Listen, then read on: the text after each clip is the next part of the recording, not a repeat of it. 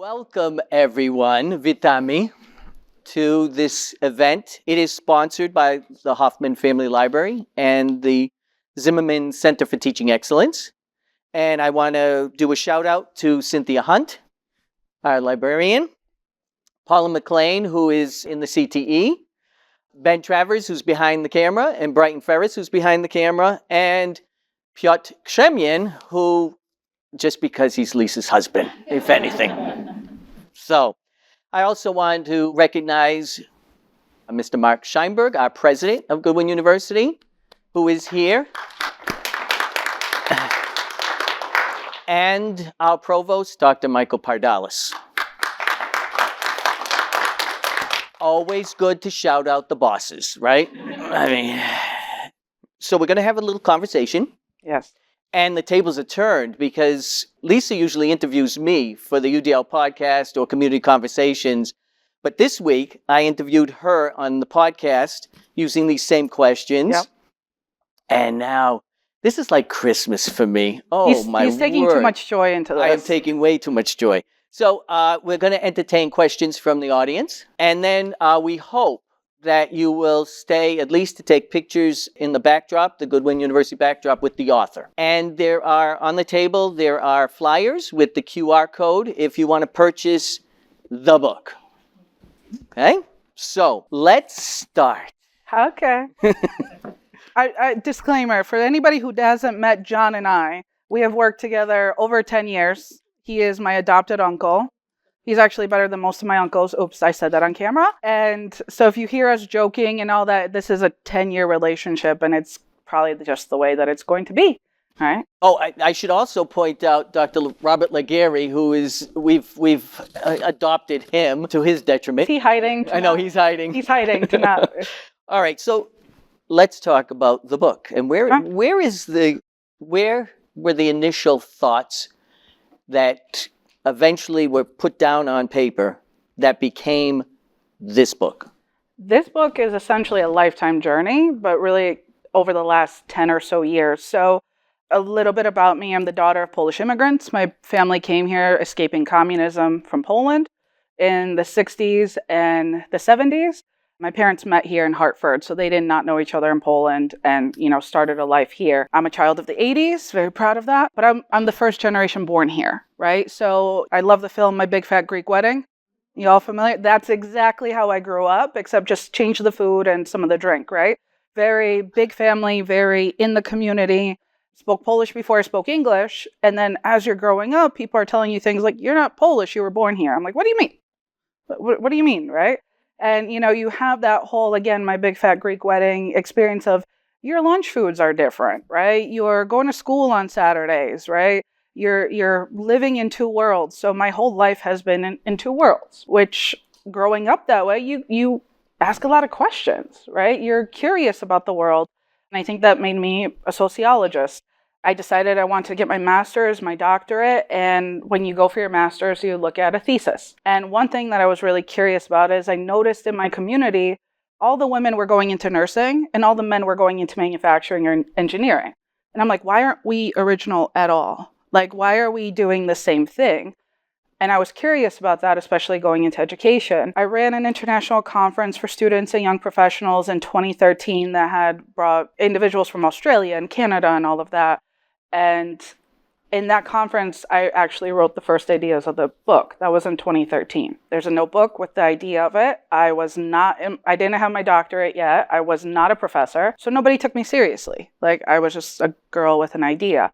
Back in 2013 in the summer, I shelved this idea. I was like, let's just wait. I had my dissertation to do, all of these things. And I kind of forgot about it for a while. And I like to get my ideas in Orlando when we go on vacation. And we're just sitting there one day in the morning and I'm looking at Peter and I'm like, I think I need to pick up this book again. Like, I need to do it, but I'm not going to do it without a publisher. And he's like, yeah, I think so. That's as simple as it was. And then we come back for the fall semester and I sent out a few call for book proposals, really not thinking nothing's going to happen. I'm not a known author. I'm not anything. Let's just test the process. Had a few good conversations, sent it in before Thanksgiving. I knew it was going to take 6 weeks because it actually went to librarians for review, for acceptance or not. And in the early January 2024, I got the contract to write the book. And I thought it was spam because, I'm a well-trained IT wife. And I thought it was spam, and I almost deleted it. And I was like, oh, thank God I didn't. It actually, because I thought they threw it in the trash. I thought that, I didn't hear anything. Nothing was going to come of it. And here we are. So the journey of the book is really 12 years. This particular journey. True. But Yes. you wrote it in 1 year. Yeah. At the same time, you went to an international conference with one of your favorite colleagues. It was written by then. Okay, so I get the timeline. I get the contract. It's January. They want the book in April. I'm like, no way. We say May. I'm like, not much more, but it gives me another month. Okay. I break my foot 10 days later. So to even give it more context, on this day a year ago, 0 words were written.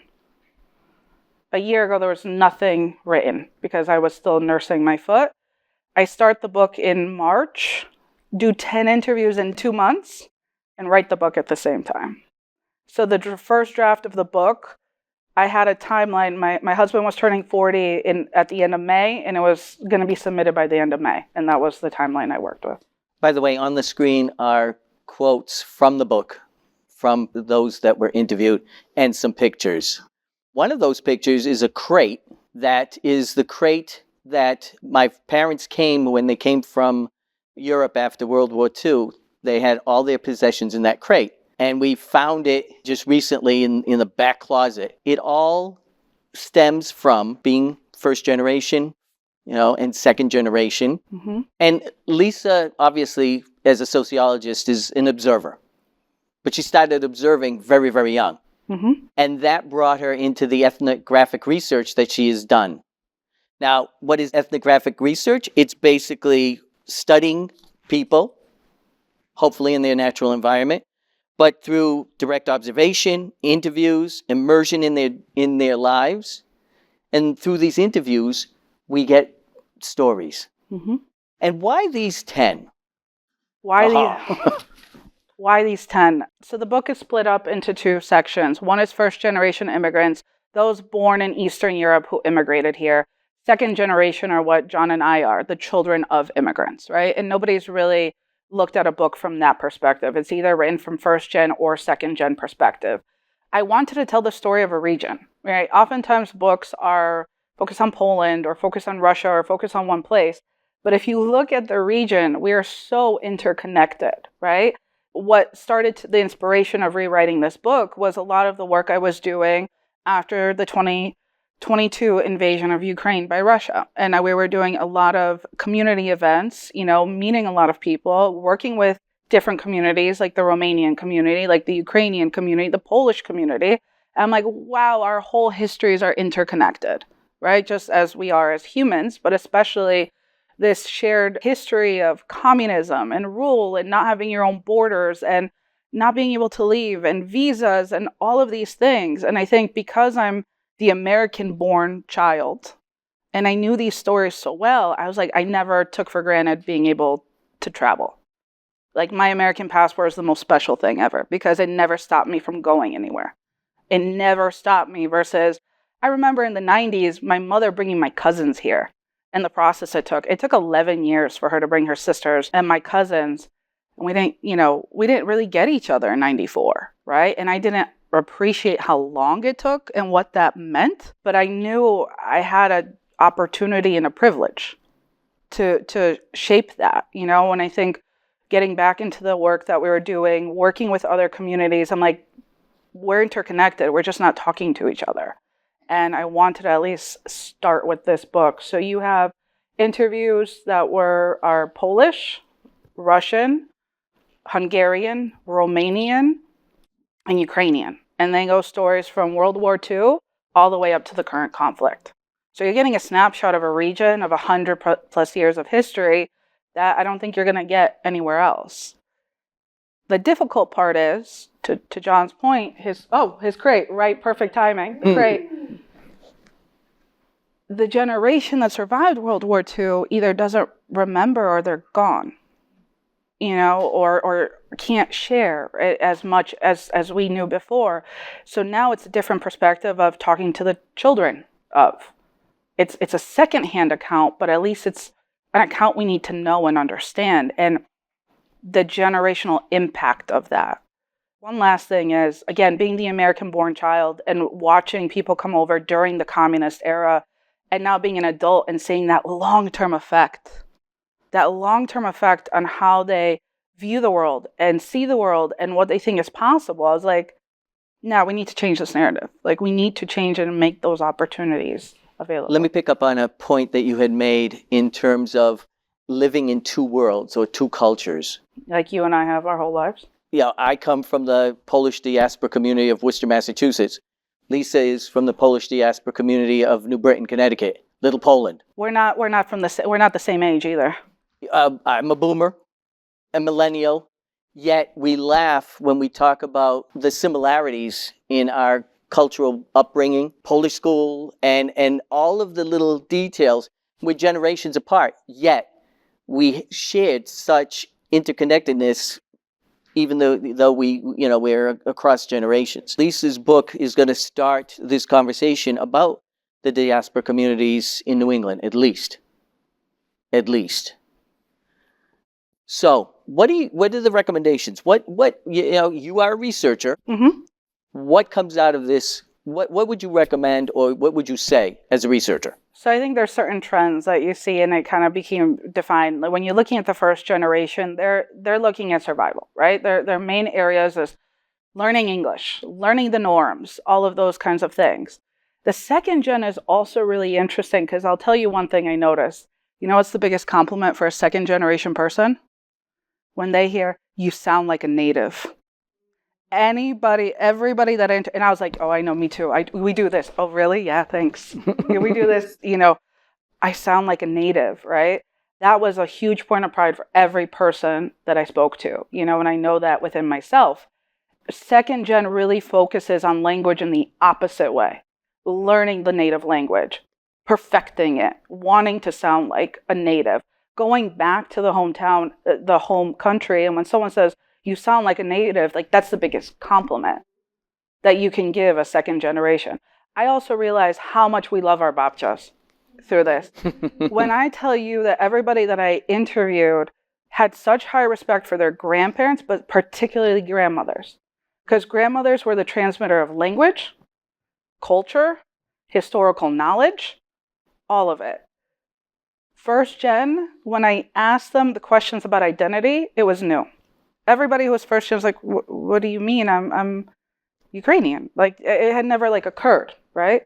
Second gen, we know. We could say it left, backwards, forward. We know, okay, I'm born in America, but this is how it is, and this is how I grew up. And it's almost like we have to justify a lot of how Polish or Ukrainian we are, but it's a huge point of pride,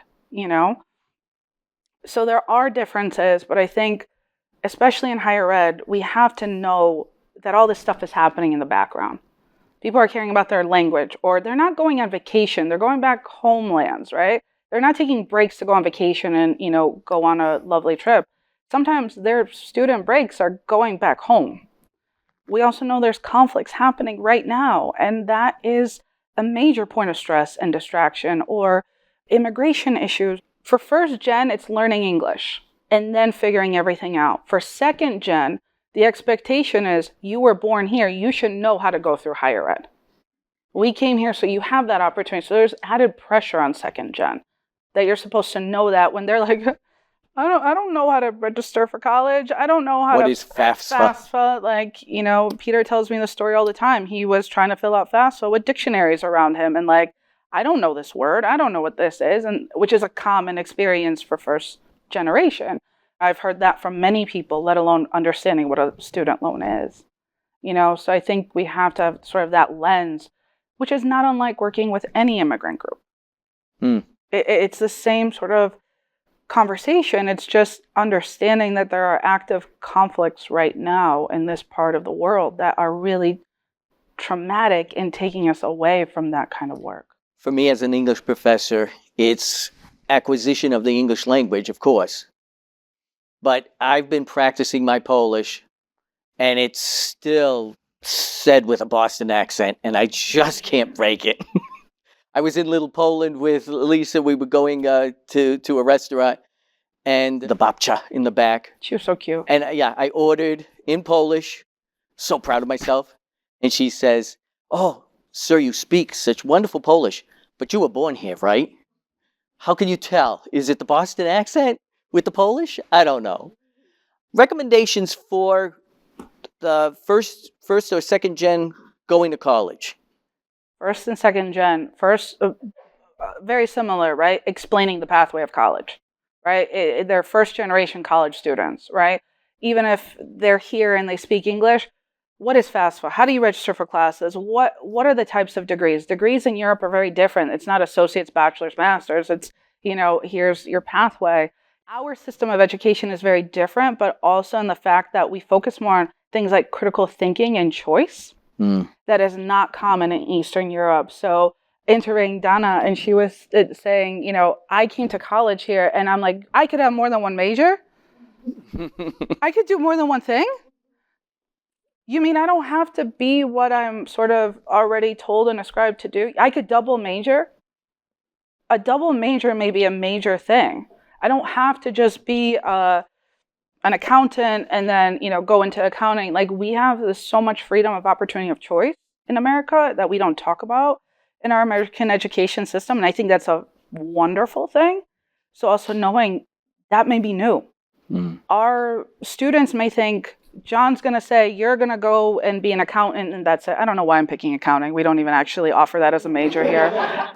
Manufacturing. I'm going to go with manufacturing, okay? But that's a major we offer here. That's a different building, but a wonderful one. I should have picked nursing. I should have picked nursing. They may have that expectation. I'm going to go, and a professor is going to say, you're going to be a nurse. That's it. Giving them choice may be like, what do you mean I don't know how to choose? I don't know what I need to do and all of these things. So helping navigating choice is also important, and what that means for their careers after, because a lot of the focus in first and second gen is, giving back to their families, whether here or back home, right? And maybe supporting. So they may really care, okay, I have all these choices, but what's going to make the most money, because I do have to support my family. So we have to balance that in higher ed. We also have to think about first and second gen, especially we were born here. Yep. But our first language was Polish. We are ESL students. I did not know that until I was 31 working here, and he said that to me. And it makes sense, because you know what? Peter checks my grammar. He reads my stuff and he's like, you're missing a comma. So English faculty, you do not want me working for you, because I cannot do it. I'll look for content, but Peter checks my grammar. Why? Because he learned grammatical rules as a teenager. I was caught between two languages as a child, and my language acquisition is hearing it, not understanding it. Sorry, I overtalked you, but you're the expert on that. I just pretended I knew what I was talking about there. And I'm not going to disagree. I didn't stop you. I didn't stop you. You didn't stop me. Although I will help you edit your stuff as well. Oh yeah, he has to check everything. Nothing goes out without him checking it. That's 100%. So, this is stage one, starting point. Starting point. Where do you go from here? Sleep. Don't we all? Sleep. Sleep, a break. That is the flaw of the book, right? It's only 10. It's only New England, right? I still need to interview different religious groups, right? Based on the intercultural history. We don't have much representation. Well, we have Lithuanian community, but I don't have that in the book, right? So the book really should be a series, but I'm too tired right now. Like, I need to sleep. I can definitely see a part 2 and part 3. And as I was talking to Dr. Pardalis this week, I was like, next time I have to go to the Midwest, and then after that I have to go to the West Coast, if I'm going to do this as a true researcher. No plans for that though yet. No, I'm not going. I'm just saying that would be the pathway. So this is step 1. We've also been quite busy in a very excited way relaunching our Community Conversations podcast. It was a lecture series that started due to the invasion of Ukraine, and we had to take a break. So, I had to write. I had to pick that up. So we're actually relaunching it as a podcast in the middle of March, but expanding those stories. So really finding different ways to share those stories that aren't just written or just in one way to keep up with the time. But I think it's the beginning of this. I've already had some great feedback. A woman wrote to me recently from Augusta University told me she rage quit a book because it omitted so much of our cultural history, found my book, emailed me to thank me, and said it will be the basis of her dissertation, which I still can't process yet. When I think about especially the Eastern European diaspora communities and how little is written about them, Mm-hmm. and how little information we have. I did my dissertation and doctoral work at UMass Lowell, and they have an institute for the Hmong population because a lot of them were refugees after the wars in Cambodia, came over here, settled in Lowell and Lawrence, and they were interviewed, systematically interviewed. I think that's something that needs to be part of our conversation, interviewing the diaspora communities, finding out the interconnectedness. Well, and the interconnectedness, but also the changes, right? It's well known that in Connecticut that the Polish community is large and we've built so many things and we've done all of these things. But guess what? Immigration stopped in the 2000s when Poland entered the European Union. Right. So who's left to sustain it? Those that are here, and people visit, but it's different. And right now, I'll tell you, I think the Romanian community is leading the way. The Ukrainian community is leading the way, right? They're the sort of taking on what happened. I've heard, and it's in the interview, many Ukrainian community members who are saying there's a resurgence because of the war, not only because of immigration, but pride and care for what's happening in the country, right? So I think also taking snapshots of the shifts that are happening, even within our own communities. You see it too in Worcester. Absolutely. You went to a school that was K through 12 filled, and unfortunately you just closed that school a few years ago because of all the changes that are happening. So we also have to take a snapshot in time in a historical lens of making sure we capture what's happening in communities. And there is a demographic shift. Salem, Massachusetts had a small Polish community, and they literally moved out of Salem because housing was too expensive. Now they've shifted back and has restarted the Polish community in Salem. Chicago had the second largest Polish population outside of Warsaw. But a lot of the Polish community in Poland, because of moving to the suburbs or retiring, there's a huge Polish population in Phoenix, Arizona. In California because of the tech jobs. Absolutely. There are 5 Polish churches in that area that are bursting at the seams. San Jose, California, bursting at the seams of the Polish diaspora community because of the demographic shift. So we need to chronicle this. We need to have this. You're giving me a lifetime of work? Is this like the next stage of my life now? Because you told me you're going to retire in 8 years, which that means 12. I'm working on that. That means 12, okay? Her goal... See, Dr. Dixon agrees with me. You're not retiring. Her goal also is to make me an influencer. Side job. I have no idea what that is. That's my side job. She's working hard. This might be the start. I think so. I think that's really going to make you go viral. Oh, Lord have mercy. Okay, let's take questions from the audience. Comments, or hopefully we didn't put you to sleep. Did we put you to sleep? As I say to my students, questions, concerns, comments, compliments, complaints. If you're complimenting the host, take all the time you need. If you're complaining, that's Lisa's job. Yes. So, thank you so much for tackling this topic. It's been my pleasure to work with you for a while now, and we coalesced during the first Ukrainian war. So when the Ukraine was invaded, you and I got together, and that's our connection here. And which brings me to my point. You are in a unique position to have interviewed so many folks of Eastern European descent that you might notice not only our differences, but our similarities and what brings us together, the commonality. And that is the bad kid in the neighborhood, which is former USSR/Russia. That's our common heritage, the communist regime that was imposed on us. And so I'm curious about what you saw as to be the common thread throughout all these Eastern European communities. What was their reaction to that which brings us together as Eastern Europeans, which is our disdain for tyranny, for communist regimes, for dictatorships.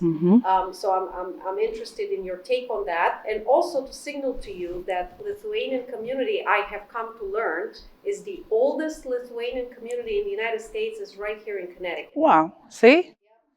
I just learned that myself just a few days ago as they inaugurated the new Lithuanian honorary consul to Connecticut. That's awesome. Cool. Yeah, so you might want to take a look at them. We're going to have to. I think there's a lot of shared commonality because, if you look at post-World War II, right, what happened in the bloc was communism came in, right? And what came up was this thing called the Iron Curtain, right? So what does that mean? There was we knew what was happening in Eastern Europe, but the rest of the world didn't, right? I'm interviewing Anna, and she was talking about how there was very little conversation at the time between America and Russia. And people did not know, or USSR, at that time, because it was the early 90s. So people in Eastern Europe have no clue what's going on the west side of the world, right? And the West has no clue about Eastern Europe, right? And that kind of made it really clear as I'm having different conversations in the work that we're doing is how little people know about us except for pierogi, kielbasa, and vodka. And there's ponchki in the back, by the way. They're delicious. They were made this morning, and tomorrow's ponchki day, right? Because I've been that hybrid and I know the American side, I know the Polish side, I realize we're not talking. We're not talking, we don't know the shared history, right? There's so much, if you look at from the Polish side, that Poland shaped American history too. We were at Jamestown. We arrived at on one of the first ships. I can't remember which one because I'm not that. It's in the book. I wrote it here. I just didn't remember. Such a sociologist and not a historian. Generals that came over. So we've always, at least Poland has always been supportive of the American experiment, right? And shaped, what it is. And then, we have the war happen. I know we have Story of a Secret State in the library and talking about how they didn't even know what was happening in World War II. The Eastern Europeans had to come and say, look, get your people over there. It's really bad, right? I'm very much oversimplifying it. And then communism comes in for, 60, 70 plus years. Yeah, there is a thread of cultural pride. Anybody I talk to is proud to be from whatever country they're in. Romania, Poland, Ukraine, Hungary. They want to share what it is because the rest of the world didn't know for so long anything, right? Anything unless you had family over there, right? Cultural pride, sharing that, maintaining cultural pride. Everybody shares that whole common, ancestry there. A little bit of apathy, right? Because we're not asked. So it's there is that, well, why bother telling people about who I am, right? Because no one's really asking the questions or caring about it. And it's sad that this book is the new thing. It's sad that I had to restart it after that long. That kind of shows I did not want to use forgotten in the title. I do not want people to feel forgotten. But it was the only way I could describe how we're missing from that part of the life, right? There is a common thread of standing up for what's right, standing up for what's just, and sharing those stories. Solidarność. So I'll sort of ask, and no one has to do a raise of hands, but because I'm in a classroom here, or I teach, how many of us knew what Solidarność is, if I say that as a reference? I know everybody who's Eastern. It was the Polish Union that began the fall of communism. It was a collective group of people who came together and said, this communism thing, we're over it. I'm very much oversimplifying things, right? And it took 9 to 10 years. It also helped that the Pope was Polish at the time. By the way, if you go to Krakow, he's still alive. Don't tell them. He really is. Do not tell them that he passed away, okay? The Pope was Polish. He had a good relationship with Reagan at the time.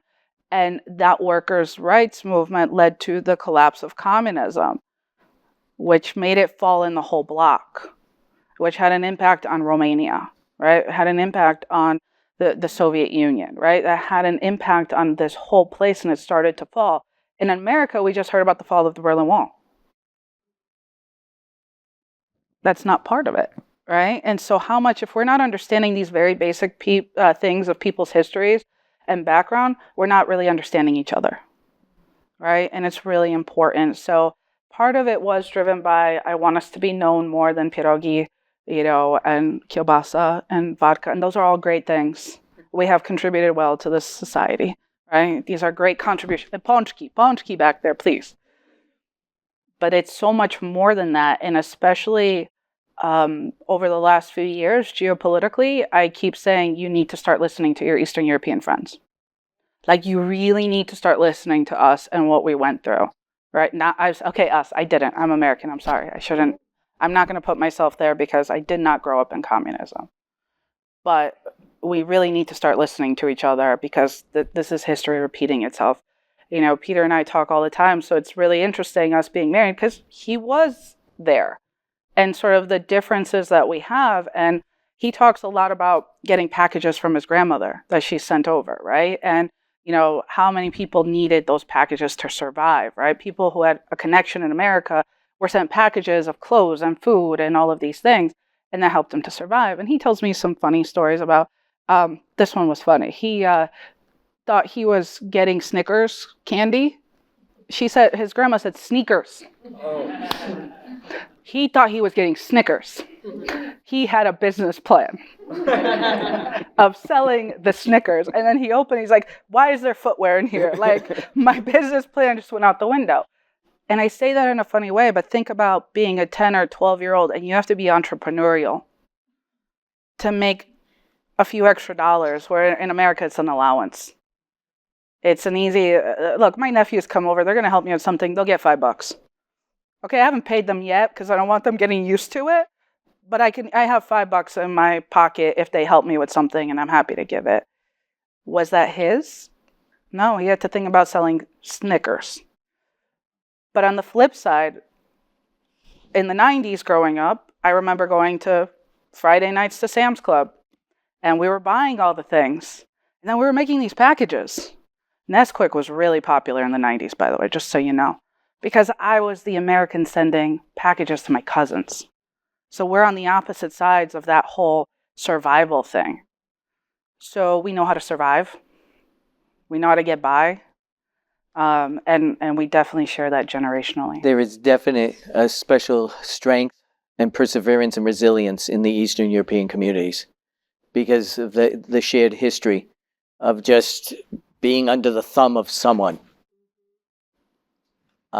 Any other questions, comments, concerns? I feel like I've gone on talking way too much, or I either put you to sleep or shut.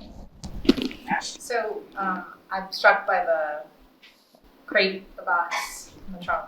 All four of my grandparents are immigrants, 2 from Poland and 2 from Russia. And I just wonder your thoughts, Lisa, about sort of generational trauma and loss. Mm-hmm. And you sort of corrected yourself and said, well, I didn't go through it, but I wonder if there are, generational inheritances and just what it's like for people to pack up their lives in a box like that and have to flee. Yeah. Absolutely, because those are the stories of your background are traumatic. So even just listening to what my grandmother went through, it's not a happy childhood. It's not a happy adulthood. I was thinking about my grandmother recently. I'm like, this woman struggled until she was 50 years old. Like, if I really thought about it as an adult, I'm like, she didn't have any stability until she came here at 50. And I mean, struggled to get medicine, struggled to get anything. My mother lived in an apartment with no running anything until she was 16 years old. Her bathroom was an outhouse downstairs. I mean, this is Poland post-World War II. Everything's rubble. You can't expect much. So I think having those experiences, you pass down those different expectations. Because, I hear myself also talking, like, when I say things, I'm like, wait, I didn't live through that. But why do I know that? Why do I think like this? Why do I say that's not, if I compare myself to people my age, I'm like, we definitely have a different range of what are problems. And I think sometimes I could come across as maybe too blunt or too, just matter of fact. because I'm like, wait, there's a range, of like, hey, I have food, shelter, water, I'm good. Everything else I could figure out. Is everybody alive? Great. We could figure the rest out. Versus, in other ways, when you're growing, you may think that's a major problem, right? There's an anxiety. There's always sort of an anxiety, that's passed down. Fears, like even to today, my mom's kind of like nervous when I go back to Poland. Not for anything happening, but it's just long flight. Are you going to be okay? Are you it's like, relax. Like there is an anxiety. There is what if it happens again? I can see that a lot in people. Anna was sharing about her great-grandfather and wanting to research him. Being a bit fearful of researching him if it's going to trigger something. If it's going to trigger politicians today. And so some of it is also, let me leave this part of myself and forget it, which is not fair either, because of so much things that happen. I was on LinkedIn this morning, and a gentleman I know through the community, he's a well-known guy. He was at the Warsaw School of Economics today. He's going to start some research project with him, and he was writing that in 1985, he went there on a project. He called out the communists, was labeled an enemy of the state, and was thrown out of Poland, right? So essentially his post today was, haha, I'm back. I'm back. I'm doing the project, 30 years later, right? It was a kind of a cool moment of like, I'm back. So what? Here we are, right? But I have friends that are not in the book who I knew two people. One is in Australia, one is California, and I never knew this. Their fathers were part of the Solidarność movement, like really early on. And what happened to their fathers was they got caught, and they were told, give up your friends or you're getting out of the country. Cool. I'm leaving the country, right? They didn't give up their friends. Loyalty, that's another big thing. So their father said, okay, I want to go to New England. They give a list of where they would like to go. So his father said New England. Oh, they dropped them in Sacramento, California. The whole point was to not give them opportunity to come back together. So when you're literally forced out of the country in the early 80s, never knowing if you're going to come back, my dad always tells me, like, my dad's very big on having your passport ready, all of that kind of stuff, documents in order. And he always had his Polish passport. And he sent it back once in the 90s. And they're like, you don't need it, sir. You're not going to get it. So he didn't get it. My parents forgot about doing all their Polish stuff for a very long time until like the 2000s when my grandmother died, and it was necessary. Now we can do all that stuff again. So I took advantage of getting my Polish citizenship and all of that stuff at that time. So it's like you have this weird waves in a lifetime of being connected and disconnected from your homeland. Why? Because of government tyranny? Because you said, I don't get a passport? Why? So, how long is my citizenship going to be valid? I sometimes wonder.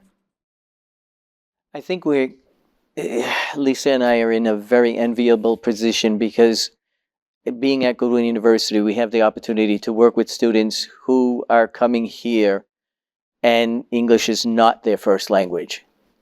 I was working with a nursing student who was from Morocco, who spoke 4 languages: Arabic, Berber, French. English was her 4th. And she had a law degree from Morocco, but unfortunately as a female, Muslim country, she really didn't have the opportunity to practice it.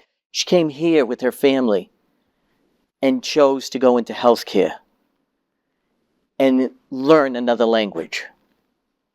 That for me is, you can't get any better. You can't get any better to open the doors of opportunity for students coming over here. And when they succeed, their families succeed. Yeah. And the community succeeds. Oh, it's a big thing in the Polish community. When he's a doctor, he's a nurse. Hold on, he's a doctor with a master's degree from Harvard. On top of it. No, but when you think about and it's the politeness, pan professor, It's like a title.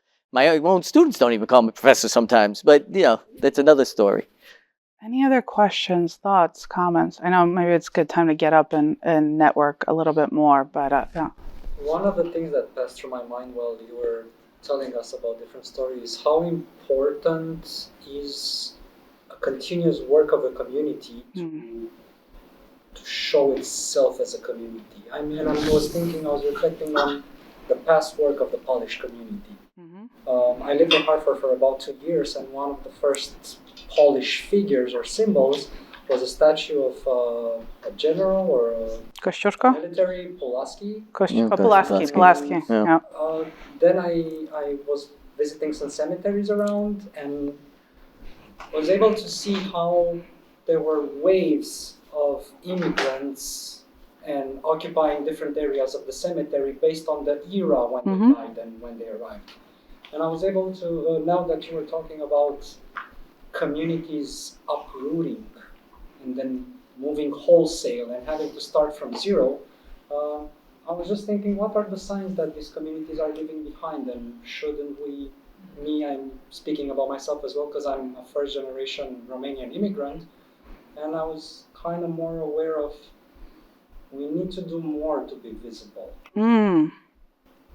And if we stop doing something, we become invisible immediately because there's no institutionalized existence in a sense. Not anymore. One of the goals, though, when you think about it, for first and second, maybe third generations, the diaspora communities were the center of of our lives. But what was the goal, and what did our parents want us to do? Assimilate. Well, and also become Americans, speak the language. The assimilation was very, very important. And it also depended on what year, right? So if someone came during World War II, they were like, you're American. Out of fear. Drop the language, drop the accent, you're American. You see, the communism era is a little bit more like, okay, you still learn, right? You need to learn about what it is. And now we're in a different era with the entrance of the European Union, with all of these things. People are staying, right? We were just in Poland. I don't know why you would leave Poland right now. I don't. Like, it's economically doing well. It is in a great spot. Of course, there's always still room for improvement, but you're not going to have it. But, you just reminded me too, I want to make one mention before anything. I dedicated this book to the community because in order to make your homeland relevant somewhere else, that's a lot of work. It is a lot of work to set up language schools and churches and care and Romanian Day at the Capitol, right? And work with your political leaders. And the moment, I need to say this one, the moment I realized this book was bigger than me, I see this book as sort of a bigger piece of that, was when I started writing and I was going to the nail salon and I was going to Glam House and I would walk in and they would be like, how's the book? How much did you write? What's going on? There was 4 questions right away. And the moment when I was sitting across from Joanna and Julia, and they were talking about the book without me, they were like, she should talk to Sophia. She should talk to this person. No, okay. They're having a conversation about who I need to interview because who I needed left over. I felt like every 3 weeks I needed an update. And I think that's what made it happen. Every 3 weeks I needed to give them an update because they were going to ask. And it reminded me of Pablo's story. Pablo talked about his father's tailor shop in Hartford in the 60s and 70s. It was the meeting place, like a nail salon or a barber shop or a hair place is. Wherever you get people together, things happen. In Pablo's case, people would stop by. They'd talk. They'd get pizza. He'd be tailoring. You know what came out of that? The Ukrainian church, the Ukrainian home, Ukrainian events, just because people got together to have pizza and watch a tailor do his job. A nail salon's a great place to do that. Any place where anybody can get together. And then how I got 10 people was one person talked to me that led to 3 referrals. And thank you all for being here because you just made my whole argument to the publisher. I didn't think anyone would take me seriously because we're not visible. We've sort of been invisible because you're like, no one wants to hear us. No one knows us more than pierogi and vodka, and there is a bit of apathy in the community because of that. But it's time to get louder. And the fact that you're all here, I wish I could just take this picture and send it as the proposal. You would have saved me 6 weeks of stress. I had to come up with the launch and the purpose, all this thing. And I could just take a picture of you lovely people, right? So those were the moments where I'm it takes a lot of work. If I had a child right now, I don't know if I could speak Polish enough to them to have them learn Polish. I don't think I could at this point. And the fact that my parents did that and maintained that, that's a huge lift. And it's a lot to do that. Technology. So I took my 2 nephews. We went to Poland to do some consulting with 2 universities. But when my 2 nephews heard that I was going, oh, Uncle John, you coming? Can we come? Sure. I was I was so frightened that they would not be able to navigate Krakow or anything. They use their phones.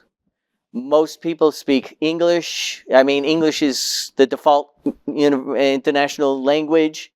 I mean, they navigated Krakow better than I did. Yeah. And, everything, of course, I actually brought zloty. I actually brought cash. What a foolish thing to do. That was, because I'm such an everyone had old-timer. cards. I brought cash. And they're just using their phone and tapping everything. I'm a dinosaur, and it was proved in Krakow, Poland.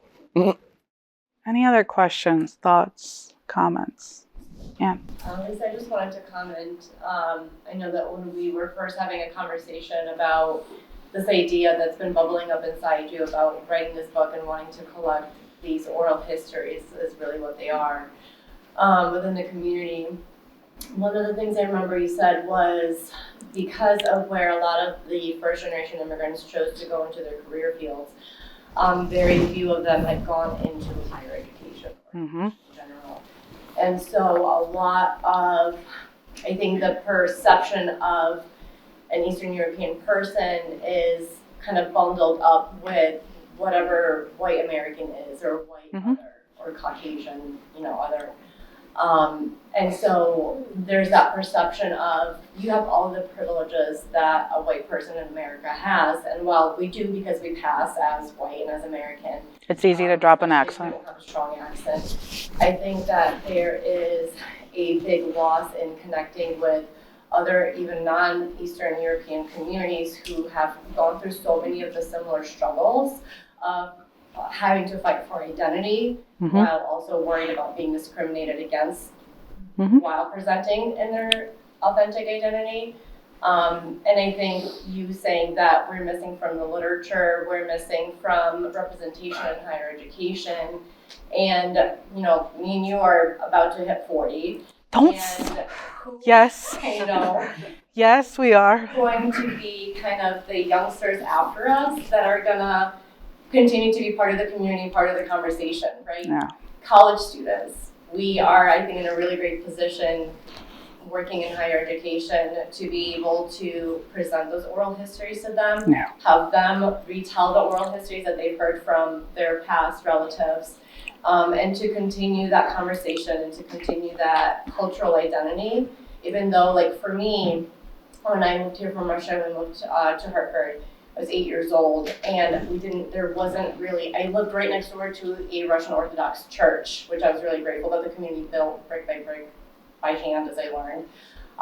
But other than the church, there really wasn't this kind of Eastern European identity that I got to hang out with friends at school. I didn't know anybody at school who was Russian. I knew one person who was Polish. And so having visited West Springfield in Massachusetts and seeing stores labeled with names in Cyrillic alphabet letters, I was like, this is wild. I didn't know we had this. You grew up in a community in New Britain, and I think that younger generations are really lacking that. And so higher education, places that have student organizations, I think are really great places to kind of plant the seeds for that and to have students have that sense of community on campus. And knowing everybody else's stories, right? I think part of the excitement, and again, back to the community of this book, was there was an excitement that someone was focusing on us.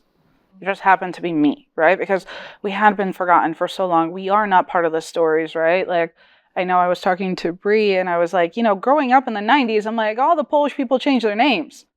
They anglicized their names. I'm like, I had nobody to look up to. Like, I was mad. I'm still mad at them, okay?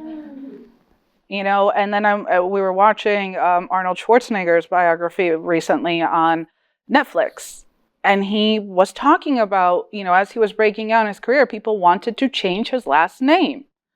And he said, absolutely not. You're going to learn to say it. And I thought, what a way of just saying, I'm here. This is who I am, and I'm not going to change it. Where it has been easy for Eastern Europeans to do it, and some of it has been out of fear. Changing names, shortening it. I mean, even myself, I kept myself, I'm like, oh yeah, don't say my last name, just call me Dr. W. It's just easier. Wiśniewski is kind of hard, but you can actually phonetically explain it. And there's ways that we do reshape ourselves where I think Christian's right. We need to be more visible. Wiśniewska. Oh, and Dr. Kanya, yeah. Oh, you're Dr. Kanye. Yeah, I'm either Dr. Kenya, Kanye. a country in Africa, or I'm Kanye. And I was like, called no, Dr. Kanye. no. But the first line of the Polish national anthem, Jeszcze Polska nie zginęła, póki my żyjemy. Poland is not lost while we're still alive. I see the beautiful statement on the screen that saying that if you don't know your language, you cannot understand your culture. And this is such a beautiful statement. I work in a Polish Saturday school as a teacher. We actually shape young minds, and we should be very hopeful that the young generation actually will keep us alive. Is bilingual, writing, reading, speaking.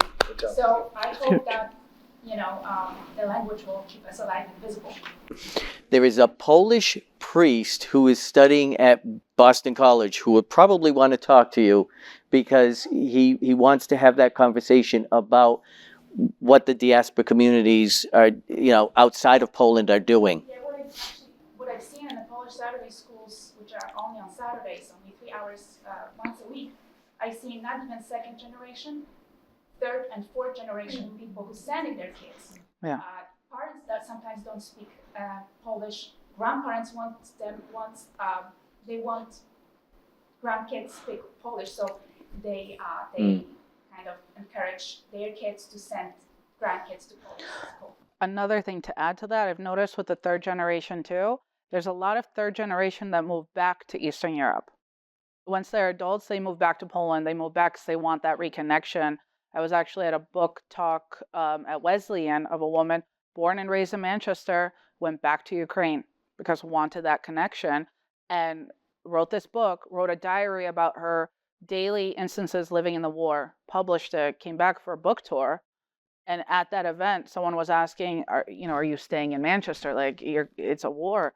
She's like, no, Ukraine's home. I'm going home. Even in the war. There's a phenomenon of the third generation also going back. So let me take this opportunity to thank you all for coming and listening. And your time this evening. And hopefully you've gained something from this opportunity. As I said, this is just a start of a longer conversation on making the Eastern European communities seen, heard, and understood. We now know who we're going to be working with. This row right here. I think they raised their hands in a certain way. I'm like, we'll be following. Thank you all for your time this evening.